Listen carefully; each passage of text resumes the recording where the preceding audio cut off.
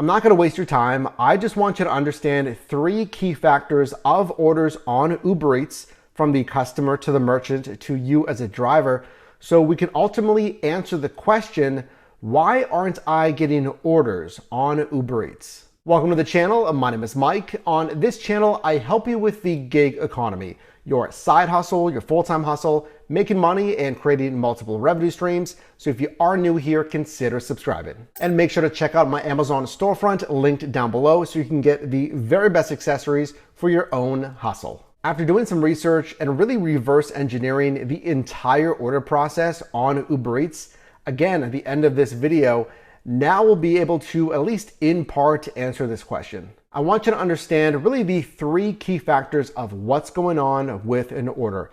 That's what's going on with the customer, the merchant, and then of course, you as a driver. Now, all of this info is taken directly from Uber Eats. So let's first understand what's going on with the customer. Now, you would think it's pretty straightforward. So let's see directly what Uber says here, how delivery requests are created. So we can see here, customers can place a delivery order at any time using the Uber Eats app. Customers select the menu items they want delivered, and the app automatically collects payment on behalf of the restaurant. Then our system assigns the delivery request to a delivery person near the restaurant. That last sentence obviously carries more weight here. So we can see the system automatically assigns a delivery person. Specifically, this does say near the restaurant. Now, obviously, a lot happens between that point, however, right? From when the customer orders and expects that delivery to what actually happens at the merchant location. So let's understand step number 2. What exactly is happening on the merchant end? Now, we can see here actual research data from Uber Engineering. This is cited from 2018 research and their actual algorithm. Now, here Uber states, we dispatch a delivery partner to a restaurant.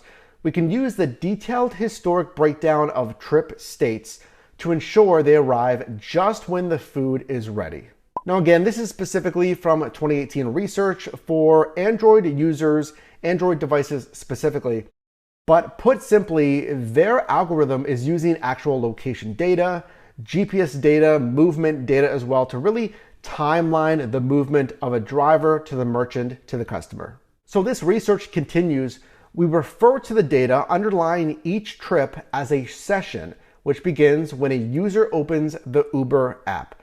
That action triggers a string of data events from when the driver actually accepts a ride to the point where the trip has been completed. So here's a nice visual of what Uber is actually tracking. Again, using actual haptics, movement data, GPS data, Uber can actually tell those different data points. So when you're still literally on foot, walking, we can see here transit, etc. Okay, but how does that actually translate to assigning you as a driver? Well, based on that research, Uber is looking at when is the most optimal time to actually send that request out to a driver. But let's go more macro level, more high level here on what exactly is happening at the merchant level, because there's a specific time on the merchant end that determines when that request is sent out for a courier. So this is the actual restaurant dashboard walkthrough that restaurants, that merchants are going to use to understand their Uber Eats platform. Now, we're not going to go over the over 60-page document, of course.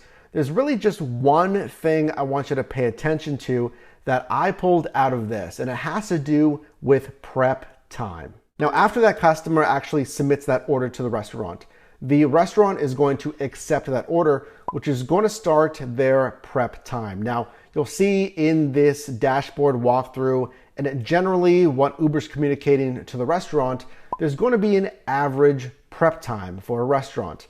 But if that restaurant is slammed, their kitchen is busy, what have you, the restaurant can actually delay that order, adding more time to that prep time counter. 5 minutes, 10 minutes, 15 minutes, up to 30 minutes to delay that order.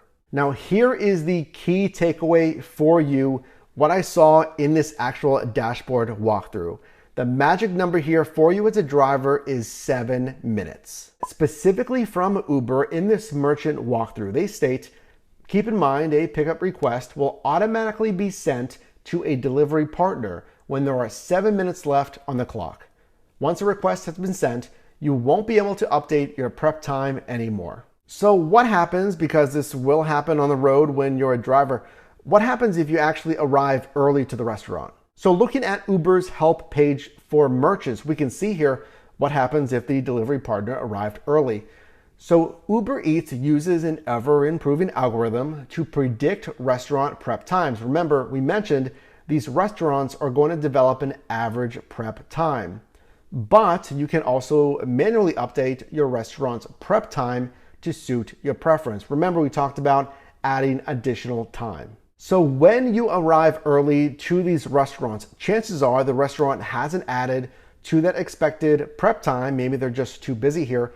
And that request most likely was sent to you at that 7-minute counter stated prior. Well, what about the opposite? What if the restaurant is actually ready before that counter reaches 7 minutes? So here we can see, again, this is the merchant help section. When the food is ready, they can tap ready for pickup, and that will also request a delivery person.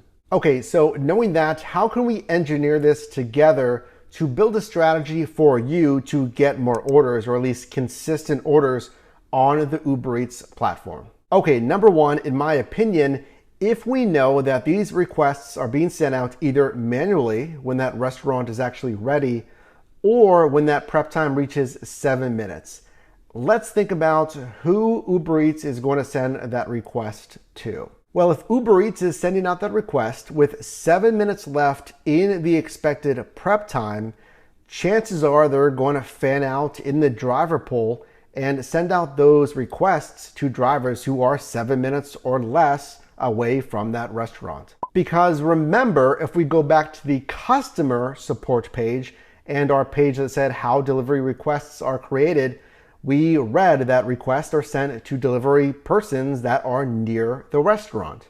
So one strategy as a driver is thinking, okay, am I too far away? Am I greater than those 7-minute ETAs to those restaurants? And then even moreover, am I just generally close to restaurants, right? Because we saw on the customer support end that they're sending out requests, again, to drivers that are close to restaurants. But that really is just one strategy, one thing to consider if you're not getting orders on the Uber Eats platform. So if you want more tips, tricks, and strategies of being an Uber Eats driver, of actual live shifts, definitely join the team by hitting the subscribe button. And if you got value in this video, definitely drop a like. And you can also click or tap the screen here for my newest video, as well as a video recommended for you. And I'll see you in the next one.